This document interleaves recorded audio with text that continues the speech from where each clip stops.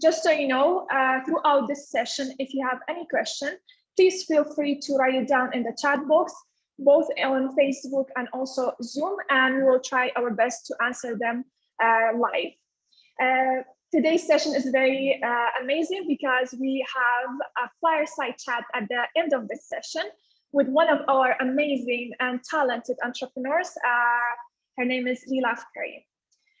Now, if this is your first time joining our webinars and you don't know who 51 Lab is, we are a startup incubator working with entrepreneurs of all stages to develop and grow their businesses. And we are operating in both Suli and Erbil, and we are trying to expand to other cities. There's a question if there's a translation to Arabic. Unfortunately not, but maybe we can add it to the YouTube video later on. Now, 51 Labs work with the entrepreneurs. We are trying to provide trainings, webinars and events like this. We are providing a community for them to network and collaborate together. If you are an entrepreneur or you are interested in being a startup owner, we would be more than happy to support and help you. Now, coming to today's topic, diversity and inclusion is a dear and near topic to 51 Labs. Although there has been a significant progress in the past or recent years, but data demonstrate that there's still much to do. And today we are here to be part of that progress with our today's topic of diversity and women in tech.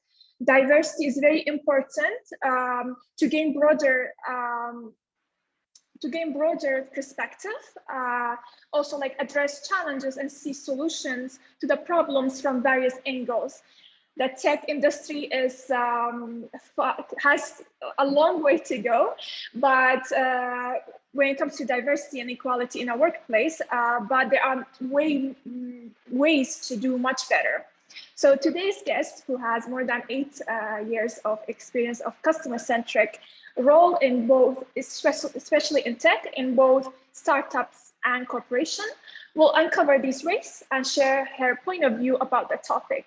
So without any further ado, please welcome with me our amazing presenter today, Mélanie Merlet. Mélanie, the mic is yours. Thank you very much, Savo, and hi everyone.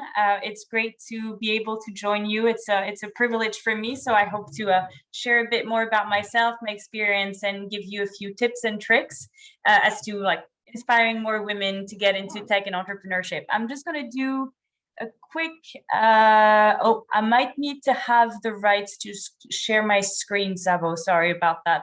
There's always a Zoom bingo at the beginning of a live session. So here we are doing the Zoom bingo. Yes, Miran, can you please give access to Mélanie? And in the meantime, I can perhaps, well, I'll have a slide to put things into more context, but I can tell you a bit more about who I am, what I want to talk about today, and why I'm here today. So my name is Mélanie Merlet. I'm French. I'm London-based, so I am currently live from London.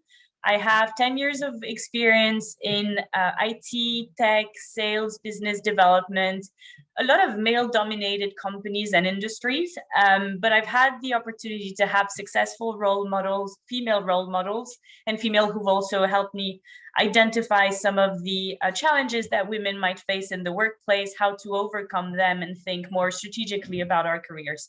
So I'm just gonna do the share screen. Ooh, I don't know if it's working still. Yes, actually, I think it would be best if you just share the slideshows with me, maybe quickly in an email. Yeah, we have some issues with making you the host. I don't know why.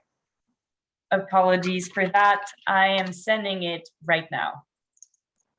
Perfect. And in the meantime, so I was born and raised in France. I spent most of, if not all of my, well, most of my life in France, and I started my career in sales at Microsoft, where I was the youngest account manager, so sales account manager in the French subsidiary, which was a quite unique experience because I was out of university and I started selling to CTOs and CIOs of, so chief technology officers, chief information officers of companies that are publicly listed in France. And pretty early on, I started realizing that my customers would say things like, oh, you could be my daughter's age, or it's interesting that you're in this role, or or sometimes I would be the only woman in the room. And thinking about this at the beginning, it didn't make a huge difference for me. I was mostly doing my job and actually pretty good at it because I was promoted and got my customers right away. But as I moved to different organizations, and especially I was lucky to study after my career at Microsoft. I went to Stanford University at the heart of Silicon Valley, where there's a lot about leadership and personal development and growth and startups and the startup ecosystem, that I started really thinking about what it meant to be a woman in business, a woman in a startup, a woman in tech, and started drawing my own conclusions and tips and tricks. So I'm hoping to share with you a bit of that today. Sorry, just checking that Savo, I've sent you the presentation. I haven't received it yet. Okay. Okay, no worries about that. So I will draw from my experience in IT and tech. So I've worked at Microsoft. I now work at Amazon Web Services, where it's, again, a male-dominated environment and company. I work in customer-facing roles, sales and business development. I've also worked in startups, startups from the seed stage.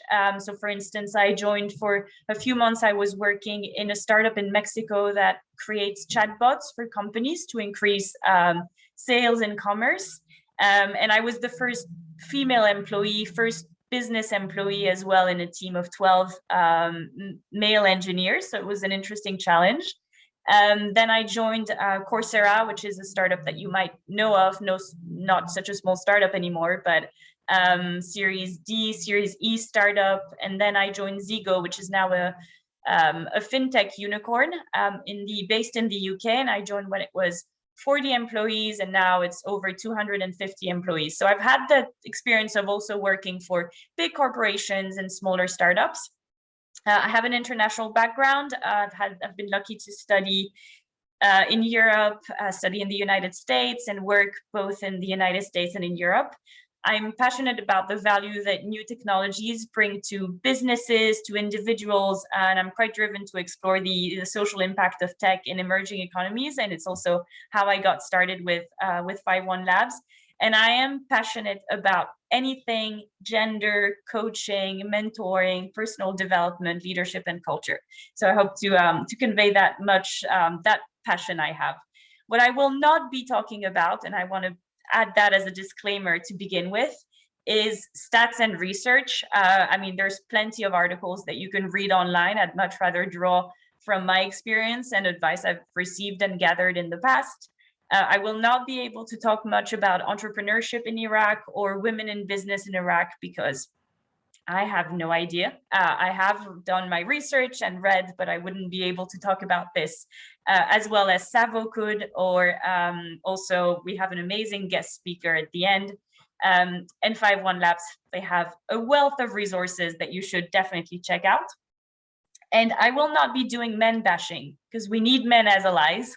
And I see in the audience that there are women and men alike. So like that is good, and that's what we want to hear. And so you will not hear me do men bashing. That being said, I'm a woman. This is also geared towards women in business. So I will take the perspective of a woman in business. So Savo, if you can maybe advance to the next slide, that would be great.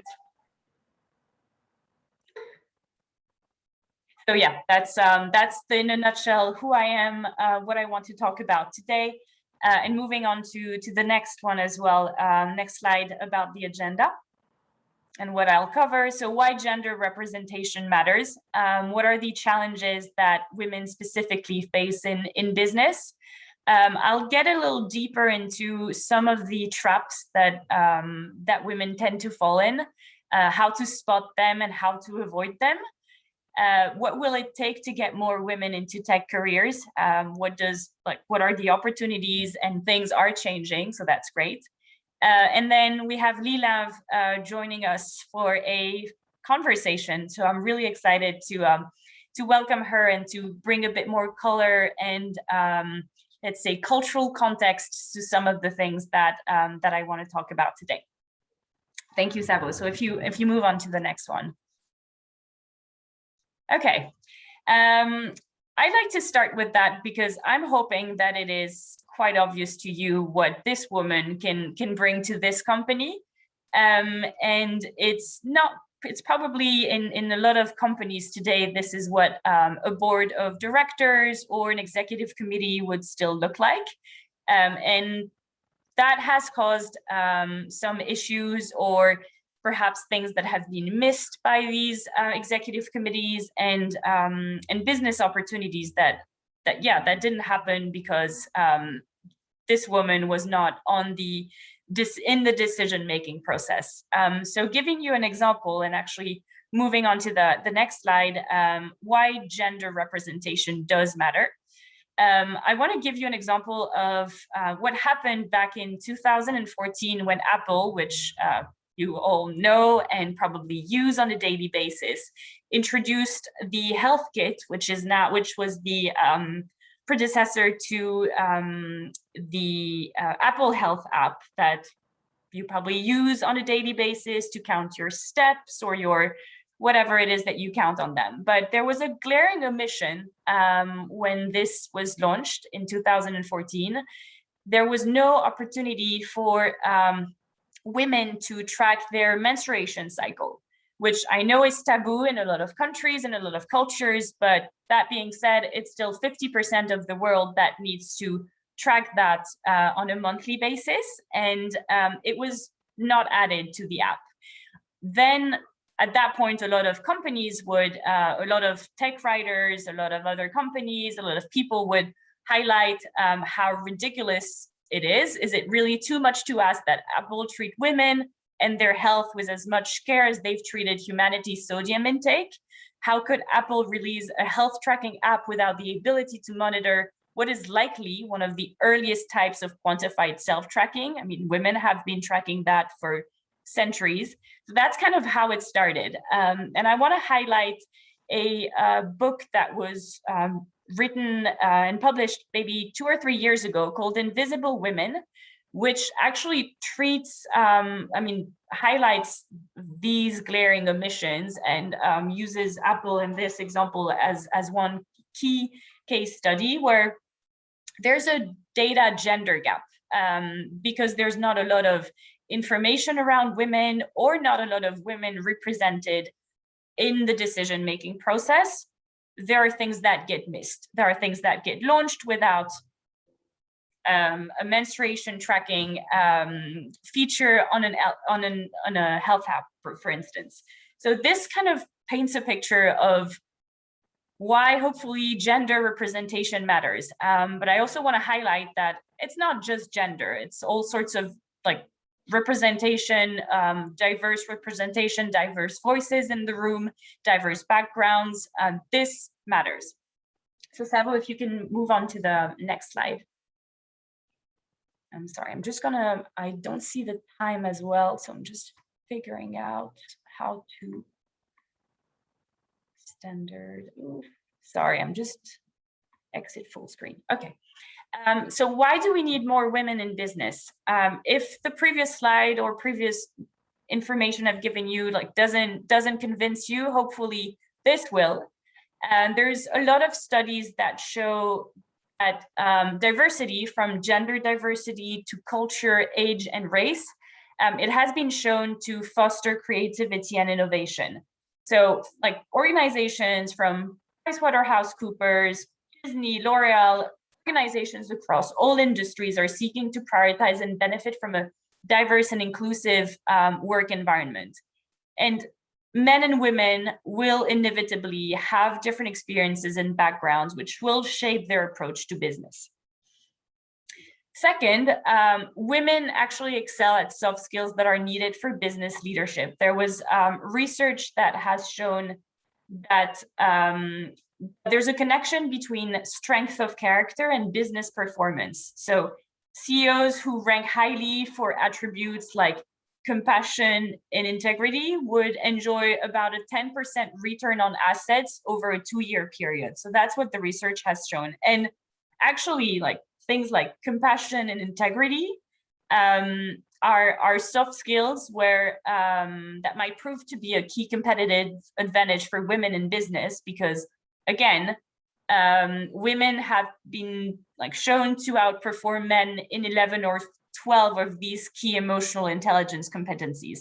So there's really a need to have this represented at all levels of an organization. And then actually, women represent a huge economic power, and they offer important consumer insights. So what I've just mentioned about this, this Apple Health application is just one of many examples of women being key decision makers and bringing a perspective that actually translates into monetary value. So women contribute in excess of $20 trillion in consumer spending every year. And actually, this market is growing more than China and India combined. And 85%, and I apologize because this slide was a bit mixed up, but it's actually the portion of consumer purchases that women account for.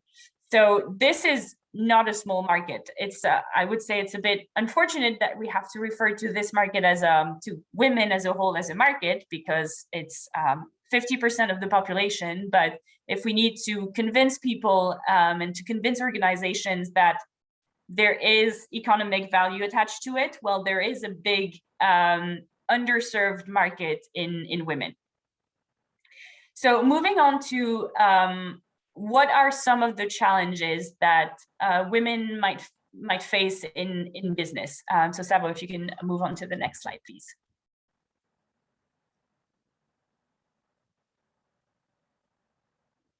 Oh, yes, thank you. So I've mentioned that a diverse workforce is an innovative and creative workforce. Yes, it is.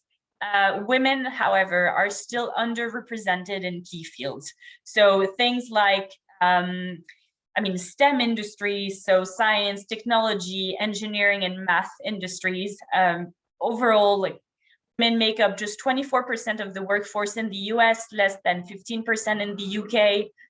And I don't have the figures, I apologize, but I would guess that in other markets, this drops down quite significantly as well. There's still gender bias in the workplace. And while most executives would agree that the best person, regardless of the gender, should get the job, the stories of women finding more success with actually a male or gender neutral name on their CV demonstrates that gender bias does still exist and primarily has a negative impact on women. Another of the challenges for women in business is that women do not engage as much in salary negotiation. And it was quite striking to me to see that 65% of, in the research that was done, 65% of women actually directly accepted the salary that they were offered right away without negotiation, versus half of the men that were offered a salary. So there's already like a place where, the vantage point is a bit different. Women will start with already a bit of a lag behind a lot of their male counterparts. And then the same goes with VC funding for women-led startups, because in 2019, only 2.5% of the overall VC money was put towards female-led startups and businesses. So there's a big opportunity. I want to reframe that as an opportunity. It means that out of those out of all of this VC money, over 90% of it could be actually put towards women. It actually fell in 2020 from 2.5% to 2.3%. Again, probably a consequence of COVID and women having to be at home a lot more and not being able to start businesses during that period. But just in general, this is quite low and could be much higher. So that's the opportunity. I want to think about gender bias in the workplace a bit more. And the next section, what I want to talk about is a few tips and tricks, and I will talk about some traps to avoid that are primarily geared towards women. And so in this section, if you can move on to the next slide, sorry, Savo, I will primarily address women in the audience, but I don't want you all to think that, again, it is not men bashing at all. I just want to highlight that there are things that hold women back. There's gender bias, there are cultural differences, there are personality types as well. There are traps that are real in the workplace. And I think for me, and I'm drawing here from my own experience, it was eye-opening when some of my female managers or some women that I would work with actually started pointing these things out to me, which is why I want to highlight some traps, 10 of them, that might resonate with you, might not. Maybe they will also resonate with a lot of men in the audience. They're not particularly women-specific traps. They're traps that can be faced by anyone. But hopefully this will shed some light on some of them and give you some tricks to avoid them. So there are real differences for women at work. Men created the system in which we operate. That system may look different from a particular vantage point. Of course, a female CEO is going to say something very different to someone who's just starting in a business, but it still continues to favor men. And this needs to change. Not only does research prove the value of women's leadership, but the world is suffering from the lack of female leaders. So if we wait for the systematic change to complete, we will miss a huge opportunity to take back our control, and things might take ages and perhaps never happen. We have control available to us at an individual level right now. So we want the system to change. And the whole of the systematic status quo is strong because it continues to benefit those that created it. So hopefully I will give you a few tips and tricks to, as of today, because it's doable, or tomorrow, start thinking about some of these traps that you might not even realize are there for you in the workplace, and how to get started regaining some of the control that you want to have. So trap number one, Savo, if you want to move on to the next slide, please. Thank you. Something that I've actually said, and I believe other women have said. So when you enter into a new territory, whether it's a new initiative, a new role, a new problem, it's easy to see your job as an answer that already exists. The truth is, no one knows what they're doing. This is very rarely the case that the answer exists, especially in new industries, especially in new markets, especially in new technologies. I'm thinking, people do not give you work so you can stumble your way to an answer that already exists. And even if if they did, and if it were, then it would be a pretty boring job. And so good careers are made in navigating to places that have not yet been found.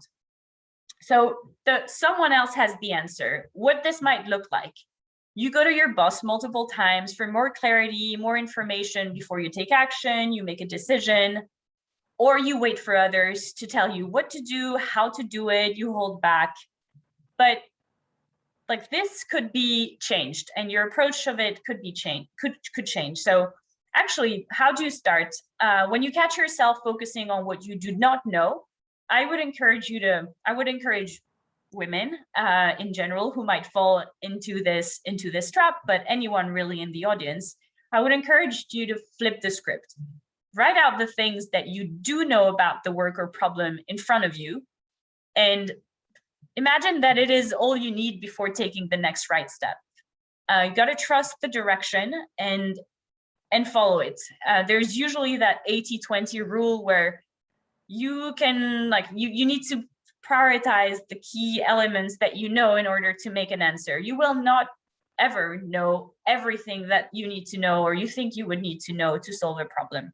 So just trust that your decision is good. Of course, back it up with others, but don't wait to have all of the answers. Because the truth is, if you don't have them after you've done your research, most people don't have them either. Step number 2, if you can move on to the next slide, please, Savo.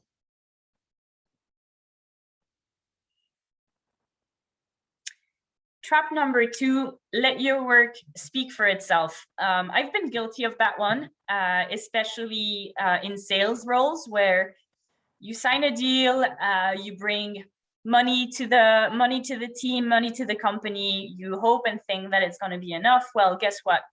Sometimes it's not.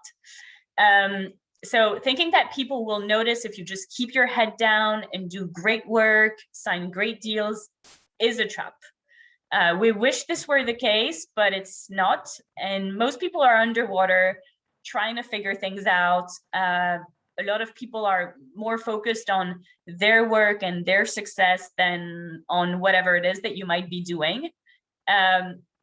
So yeah, fair or not, they're focused often on themselves, which means they're missing you and your great work. So it is your job and it is part of your job to let other people see your work. So what it might look like in action, you wear a badge of pride about your humility. You think or speak negatively about the people who do highlight their work. When you speak about your contributions, you speak in we rather than I. Just actually an anecdote around this where I interviewed for Procter & Gamble for my very first internship. And Procter & Gamble, at that point, I wanted to do marketing and marketing only in consumer goods. And things have changed since then, but Procter & Gamble was then my dream job, or at least my dream internship. And I didn't get it. And the reason they gave me was that in the entire recruitment process and interviewing process, I always spoke in we rather than I. And I had things to talk about. There were team works, group projects that I had led. And I didn't highlight that. I didn't highlight my work. I highlighted the team. And I felt uncomfortable doing anything different. So it actually cost me my first internship. And so where to start if that's something that some of you might be doing? Acknowledge your own work for yourself.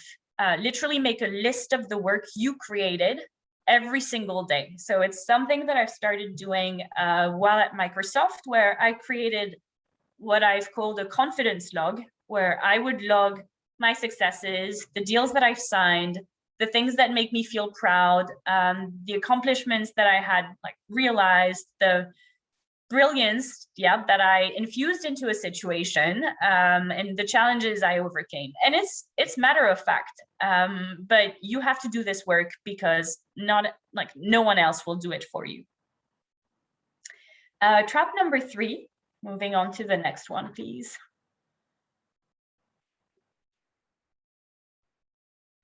Only after, also I will check with Savo and see if there's a way for me to share these slides, because I realized that there is quite a bit of text, but hopefully it gives you a few snippets and things to think about. But trap 3, and again, one that I have fallen into multiple times, is that women often hold themselves back from contributing anything until they have all the information, and it goes back to someone else has the answer. But beyond that, there's this thing called the imposter syndrome, not just about women, but primarily with women, where we fear being found out for our lack of knowledge. They're going to realize that I have no idea what I'm doing. They're going to find out. But as you progress in your career, in your roles, in hierarchical levels, you'll get to a place where you will have to lead things where you do not have all of the information. You will have to find ways to lead that are not information dependent. So while today you might not speak up unless you have information, you tie your value to what you know, or you fear being seen as stupid, so you over explain your logic. Well, just take a step back and start observing people's contributions that do not involve having the answer. Literally watch them, take notes, see what they're doing, what they're conveying, what they're communicating. It's oftentimes an opinion around something that was just said. It's not necessarily like fact-based or information-based. Pick one tactic you want to emulate, try it on, see how it goes.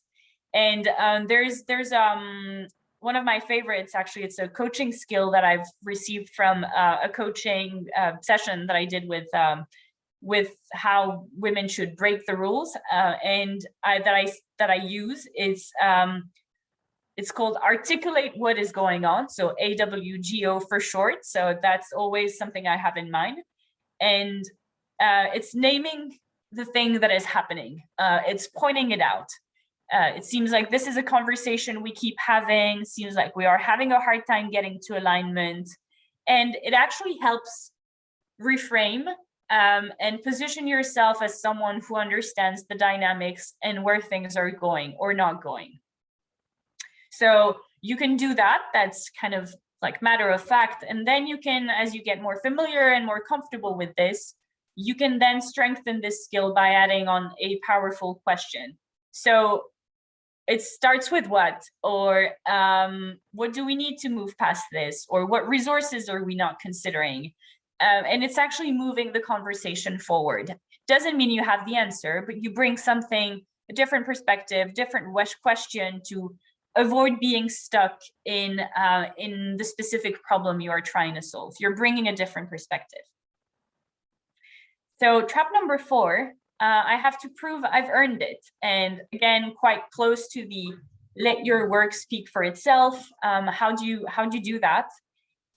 Well, it might look like you're the first person to volunteer when someone makes a request in a group. It's something that I've done multiple times where someone will ask for volunteers. I will raise my hand, and actually I won't even think about, like, is it serving me right? Is it because I think ultimately it'll come back to me, or I fear saying no because it may disappoint others, and I'm waiting for the payoff for all of my hard work? Well, yeah, I've done that, and guess what? It doesn't pay off. Again, no one remembers like these little contributions, and this is not what adds up to be material for, let's say, a promotion or a raise or anything significant in your work. So pay attention to what you say yes to, and have them be a choice, not a default. If the only reason is to minimize your fear, or you feel guilty, well, I mean, don't ever say yes for those reasons. Be mindful. So is there something else that you expect to receive as a result of saying this? Also saying yes, also knowing that you might not get that thing, but you can have a fuller picture and a better decision-making process. So bottom line, don't say yes to everything. It has to be a choice and something that really matters to you. Trap number 5. Strategic relationships are selfish.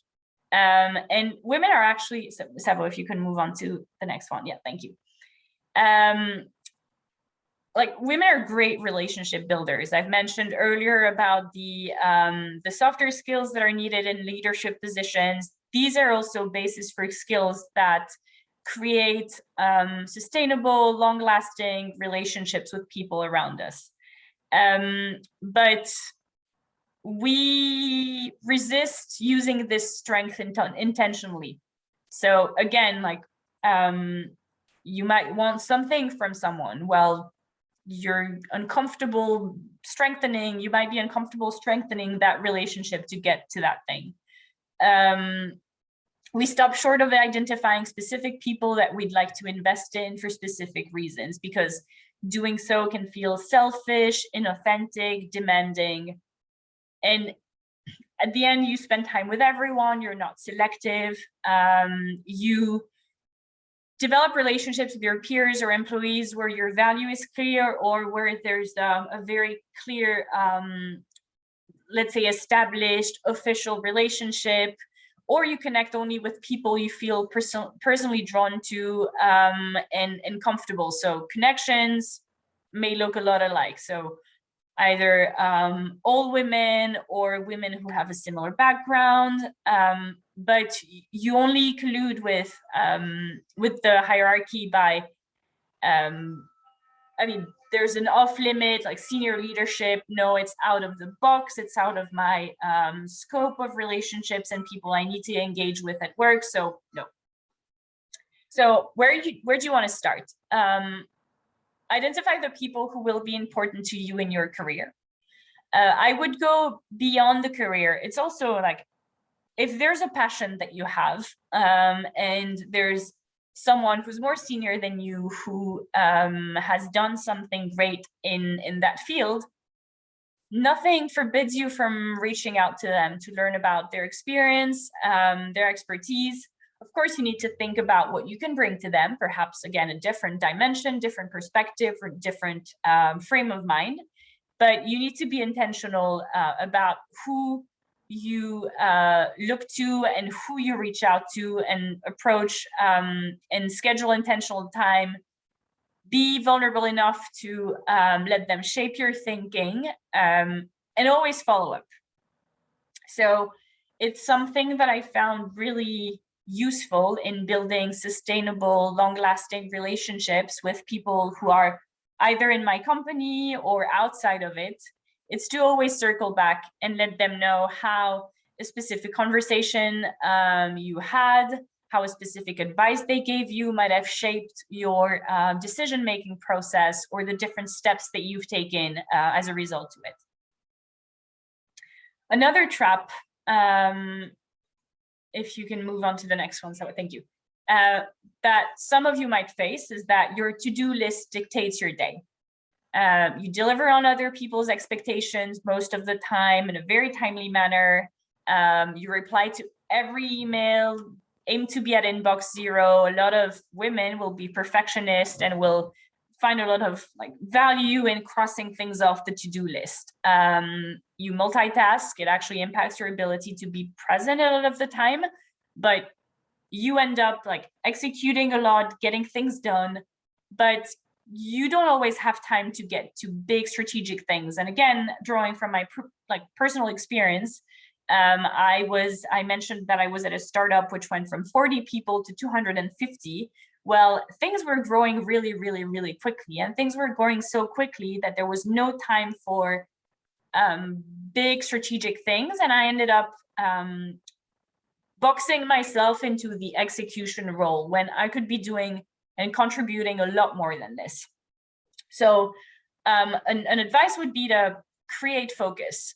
Instead of having a very long laundry list of things you do, it's to begin each day with at least a list of at least one thing you want to do that is forward looking and that takes you beyond your daily initiatives and actions that you need to get done. And it's a muscle that you need to stretch. It's a muscle you need to strengthen. And little by little, you'll see that you can highlight and identify out of your to-do list the 2, 3, 4 items that are not only key in any given day, but also will help you move things forward. And reality is, if no one messages you to get an update on this one thing you were meant to be doing, well, if they don't message you or they don't get back to you, well, reality is maybe it was not that important. Only when I said that. Moving on to trap number 7, something I know I do as an extrovert, as a people person, a team player. I try to optimize for everyone's happiness. So you might delay making decisions that may upset someone. You tend to abandon your ideas because other people don't see it the same way. You hold back from delegating. You take on the role of a peacemaker in group scenarios. You look at your empathy to others first, which might stop your actions. so where did you start? Take inventory about why your idea matters if you ever find yourself backing away from one. Ask yourself, what is the value for you, for others, for the organization? Think about like, what would things look like if you didn't pursue that idea and you didn't bring it to a close? Because it's likely that the organization is going to miss out on a great opportunity. And trust that those things that you're seeing and considering are enough, and that your vision that you trust and know has to be bigger than any one person's reaction. Trap number 8, and I'm not going to mention too much about this because it actually goes back to the strategic relationships are selfish trap that I've shared. But one thing that I would suggest is, like, having ambition is not ugly. Having ambition is what helps you create a career and shape a career that works for you, create a life, shape a life that works for you. So one thing that I would encourage you to do, and that I kind of reshape on a yearly basis, COVID last year was a big opportunity for me to think about this. It's to imagine it is 5 years from today. Your life is a blank canvas. It can include anything you'd like to have. And without like overthinking, editing, asking yourself if it is realistic, write what you would like it to look like. So who it is that you're working for, what type of company, are you even working for someone? Are you your own boss? What conversations are you having at work? What do your coworkers say when they speak about you? What does your work environment, your office look like? Might not be an office. What is the sense you have about you when you're heading back home at the end of the day? So the more specific you are, the better. And I'm not saying it'll help necessarily with finding your next role, or it might, but it gives you a sense of direction and purpose for yourself. That is key when the world, let's say, is a bit of a messy environment. And I've actually lost my job. I've lost jobs twice. One was just lack of a fit for the role. It was a sales role, but very different from what I'm comfortable with, what I enjoy. And I didn't pass my probation period after 6 months. And then the other job that I found was due to COVID, where the headcount was significantly reduced. And at this point, it hurts. It can feel like your self-worth is impacted and is the problem behind it all.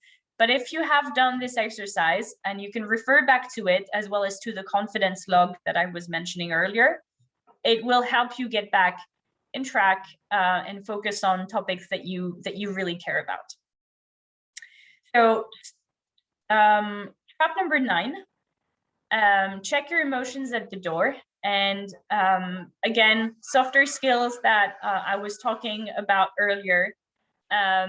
Emotions have a lot of power in our lives. And actually, I mean, again, might be a generalization, but women tend to have an ability to sense when we're getting emotional, and we need to be able to use that in a productive manner. So sometimes decide to just let that like away, not take care about it, and actually, that's not doing you a favor for you or the organization or the team. So learn to name emotions by putting words to what you're sensing. There's a handy chart that I'd be happy to, so it's an wheel of emotions, and it actually helps you identify where you are on the wheel. Are you angry, happy, sad, and then underlying emotions. And what it actually does, it actually helps you name which emotion you're feeling and understand the underlying cause of it. So are you feeling angry because someone stole your idea in a project that you've been working on? Well, if that is the case, then you feel disrespected and not valued for your contribution. So you can then go to that person and highlight that when they did this, or when they stole the idea or made it their own, it made you feel less valued, disrespected, and you can approach it as adults. Trap number 10, everything is your responsibility. No, not everything is your responsibility. This is sneaky because as a leader, it's necessary to take responsibility for your world. And like women tend to take things a little too far by taking responsibility for unnecessary things. So it's important to decide what you need to take responsibility for in your world, and having like an inventory on one side of a paper. You take an inventory of what you are responsible for, actually responsible, and on the other side, list the things that you'd benefit from relaxing your responsibility around, because things like someone else does better, and or someone else's job, it is their responsibility to do. So start listing in the same way that you list in your to-do list every morning, like the 2 or 3 items that will move things forward. This helps you clean things up in a way that, let's say, gives you time and energy back. So these are like some traps that I wanted to highlight. And moving on to the next slide, before you begin on this journey of like breaking the rules or avoiding the traps, you should know that it's a journey. It really is. It's not about letting go of who you are. It may feel like your success has come because you followed these rules, and it can be helpful to remember that they're not part of who you are. They're just a construct of the workplace that you're in. This is also about awareness. This is the first step.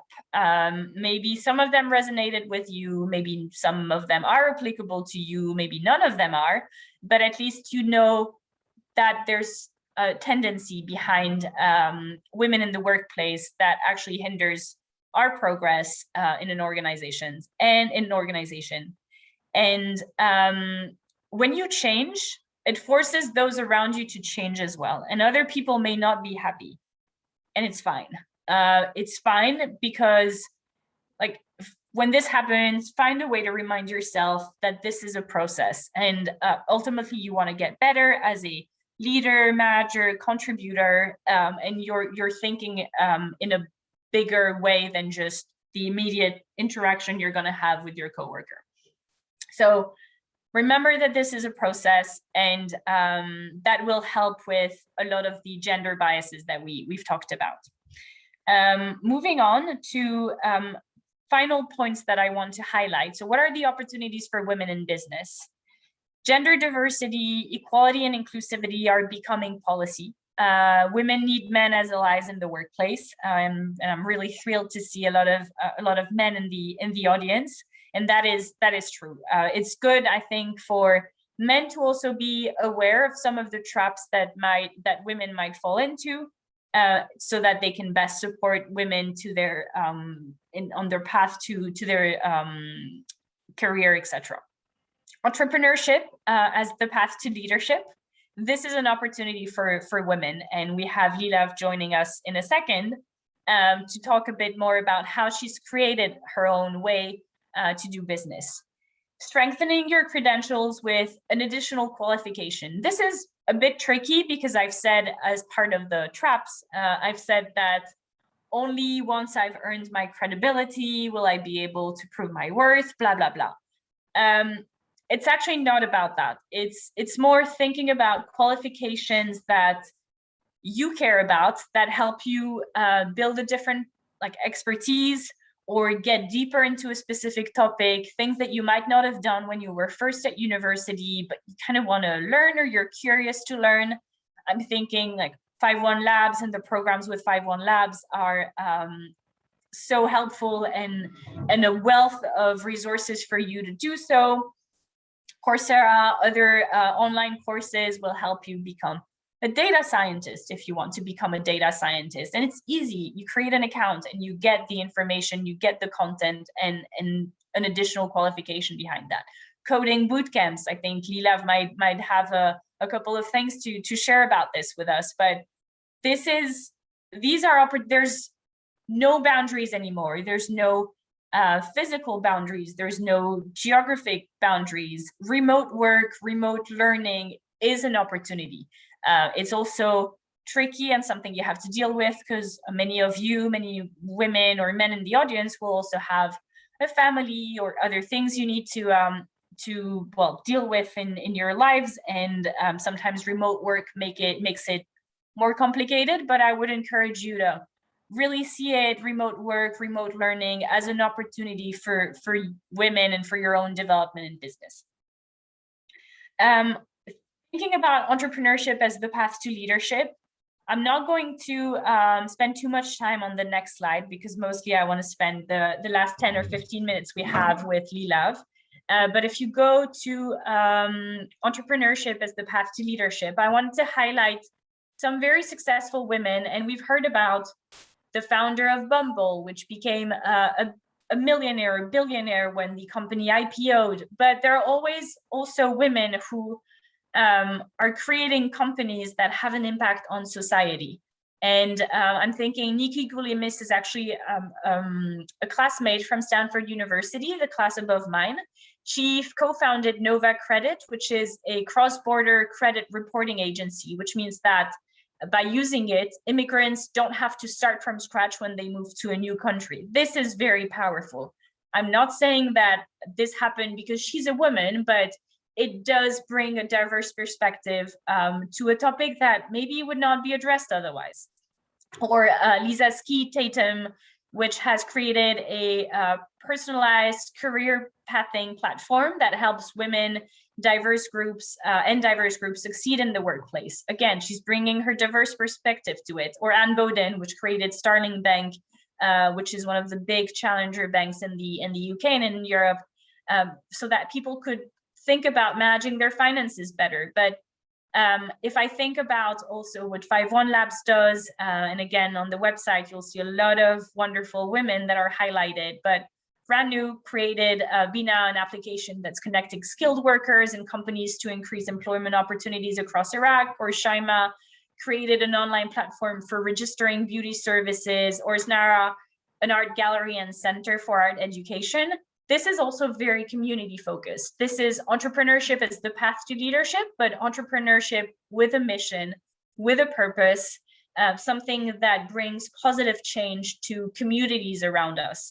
And with that in mind, and you've heard me talk a little too much, I would love to move on to the next slide, but most importantly, I would love to to introduce you to Lila, who is, I think she's here joining us, right? Hi, Lila. Can you hear us? Can you speak with us? Lila, we cannot hear you, so maybe you can check the mic.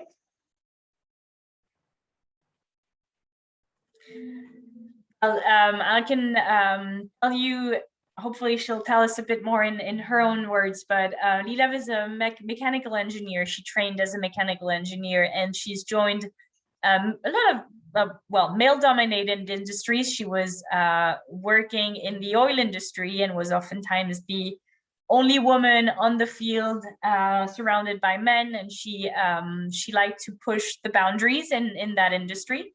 Then she decided to pursue her passions, finding her own purpose and becoming her own boss as an entrepreneur and finding her path to leadership. And hopefully she's here to tell us a bit more about how she made that happen. So hi, Lila.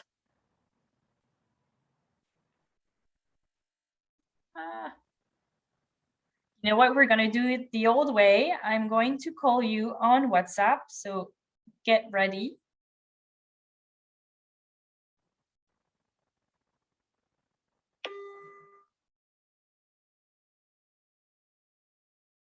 Sorry, this is. Can you hear me? Yes, I can hear you. Can you hear me? Okay, I'm going to need someone to tell me whether they can hear Lila right now through my phone. Lila, if yes, we can. Maybe if we can just can like put the phone a little bit closer to the laptop, that would be better, but we can hear. Yes. Okay. I have no clue where the mic is, but I will try my very best. And Lila, you'll have to speak very loudly. So apologies for the, again, the Zoom bingo, but we're doing really well on the Zoom bingo. I'd love to, well, if you could introduce yourself, but also explain a bit more what drew you into male-dominated industries, male-dominated environments, and male-dominated roles. It would be great to understand what drives you into these. Hello, everyone. I'm sorry for the technical problems, but I hope everyone can hear me now. Am I speaking loudly enough? We can hear you, yeah. Okay. Thank you, Sava, for organizing.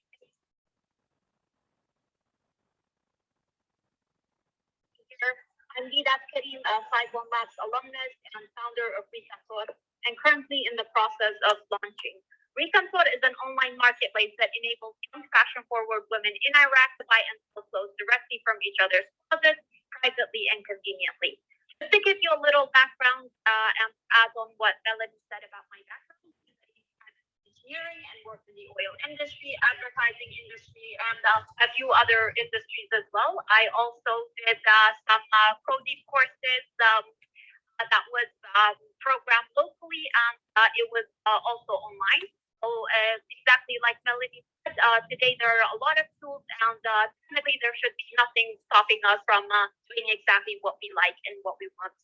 And after the pandemic, I lost my job, and I decided to do things my own way finally, because I was a little tired of constantly having to change industries or constantly having to be considered as too bossy or too aggressive and so on.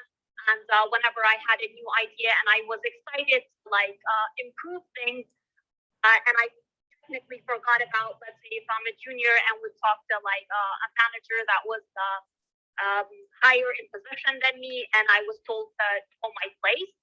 And that is when I decided to start my own business, because I thought I wasn't valued enough, and it was partially because I was a female and they were not used to a very opinionated female. So what happened was that I had a lot of clothes in my closet, and I decided to sell them, but I was very nervous and wasn't sure if anybody would be interested in them. But nevertheless, I took pictures and posted them online in the middle of the pandemic, and people started liking it and buying it. And then eventually people started even messaging me, asking me if I could sell these things as well. And that's when I started to see an opportunity in this untapped market. But I got really overwhelmed and felt very incompetent whenever I thought about turning it into a real serious business rather than just a Instagram page. And that's where One Labs was exactly what I was looking for, because I needed the guidance to help me through the process of starting my own business. And as for the gender and roles that or businesses that require specific genders, which a lot of people said about engineering and the oil industry, for example, I don't really understand it, and I don't understand who decided which gender gets into which jobs. If I don't understand something, I just can't follow it. I don't see careers or lifestyles as gender-based. I go for what I'm passionate about, regardless of social constructs. So I liked math and physics, and I liked solving technical problems, so I studied mechanical engineering. For me, it was that simple. And I wasn't raised in an environment where I was told what I was supposed to do because I was a female, so I didn't see any of those things as an issue. It was challenging, but it was very fun, so that was part of what I liked about it. And working in the oil industry, I was usually the only female on site, and so that was like pushing boundaries. But that's how things start, right? That's how slowly things become normalized and accepted. Somebody has to start. Somebody has to be the odd one out until it slowly becomes more acceptable. And being the only woman in the room might be intimidating in the early stages, but in reality, if you are hardworking and are not shaken easily, you can stand out and succeed in the long run. Thank you for that. I'm just checking, Savo, if we have a couple more minutes to ask Lila a few more questions, or if we're very tight on time. What we can do, we're going to stop the live stream on Facebook, but the conversation can start, can still go, and then we will share this on social media so everyone can check it out. So for everyone who joined us on Facebook, please make sure to check our YouTube tomorrow morning, and you'll have this video posted. So yes, please go ahead with the questions. Great, and thank you everyone, and for anyone who's dropping out, it was great to meet with you virtually. But a few more questions for you, Lila. One other is what are some of the things that being your own boss, being an entrepreneur, enable you to do? Like you've mentioned that you don't like social construct. If you don't understand why things are a certain way, well, you might not try to follow it. Like, what do you think, what unique perspective do you think it enables you to bring and enables you to do? Thank you for your question. Well, as women, even if you have the same capabilities as a man, you're still viewed differently. For example, a man is assertive, a woman is aggressive. A man is a leader, a woman is bossy, and so on. And these are some of the labels I would use. I was used to getting those adjectives said about me. And so we're constantly undermined because we're expected to be not as dedicated, especially if we start having our own families. So women have to work twice as hard as men to get ahead and to prove themselves worthy of the position. And I realized I don't really need to spend. It's not about working that hard to prove myself. It's about spending a lot of energy in the wrong place. So being a founder of my own startup means I only have to focus on working to get the job done and getting it right, rather than worrying about how I'm perceived. And what values I bring being a founder, where it's like the example you said about Bumble. The founder of Bumble, why it succeeded was because it was the first online dating app that looked at things from a woman's perspective, which meant the women, they're not necessarily comfortable going out on blind dates. And so they would rather be the first ones to contact and decide how they can be more in control of the dating process before knowing someone. Now, this never occurred to a man not because they're not good enough, but because they weren't women. So a woman has to be on the table because they're half of the population, but they're often overlooked. And so nothing is seen through their perspective. An example of that would be actually my first job, which was in an advertising company. And one of the interview questions I got asked was, what value do I bring to the company? And I just laughed because I looked around, there were about 14 to 15 employees and they were all male. And I told them, where to start off, the value that I add is that I'm a female. Not because you have to worry about the HR and diversity part, but because you work in an advertising company and you're basically missing out on half of the population, because you do not know how to target them, because you yourself are not aware. So again, with the startup that I'm having is basically allowing women to sell their own things. A man would not be able to do this same job as well as I would, because I myself am the customer, and that is the value that I bring to the table.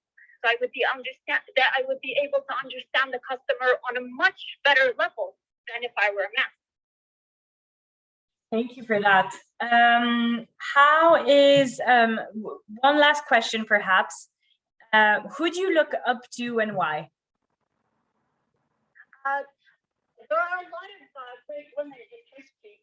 For me, one that is close to home would be my mother, because she really did push boundaries her entire life. She was able to succeed in not only specifically male-dominated career paths, but back in her days when she first started working, it wasn't even considered necessary for women to work. Not because they weren't allowed, but because they weren't considered to be the primary breadwinner of the family. But my mother pushed those boundaries, and because she had ambition, she pushed those boundaries, and she did what she had to do, and she also taught us to think the same way. So a lot of the rule-breaking ideas that I have are from her. So that's why I find her very inspiring every day. Well, I hope she can join another webinar with us soon, because I'd love to meet her. Yes, she is very inspiring. Yeah. Thank you so much. I will also highlight again that Lila, you went through 5-1 Labs. And again, I would encourage you all to look at all the resources and the amazing women entrepreneurs I've actually put in the slides, and we can maybe share something with the tag of like the specific article that highlights all of the wonderful women profiles and ideas and businesses they've launched. It's been that's it for me from me. I would like to thank you all for joining today. I would like to thank Savo 5-1 Labs for the opportunity. I hope it's been helpful. And again, thank you so much, Lila, for joining me and giving a very specific example, culturally relevant as well, because I don't have this background to the talk that we've just had. Thank you. Thank you so much. Thank you so much, Mélanie. I hope everyone took at least 1 or 2 things away from this. I think it was very, very informative. It was eye-opening because I am also, as like a female employee, there are a lot of things that I think I can benefit from. Thank you so much for Lila for being so inspiring, so motivational, and we hope to see you more and more, and we hope to see you grow your businesses very, very soon. Thank you so much for everyone. We apologize for the technical issue. You guys all know the internet here, unfortunately, but I hope that everyone benefits from this session and you can all see it again on YouTube and Facebook. Thank you so much all for attending. Thank you, Mélanie. Thank you, Lila. Have a wonderful day. Take care. Thank you. Bye. Take care. Bye-bye.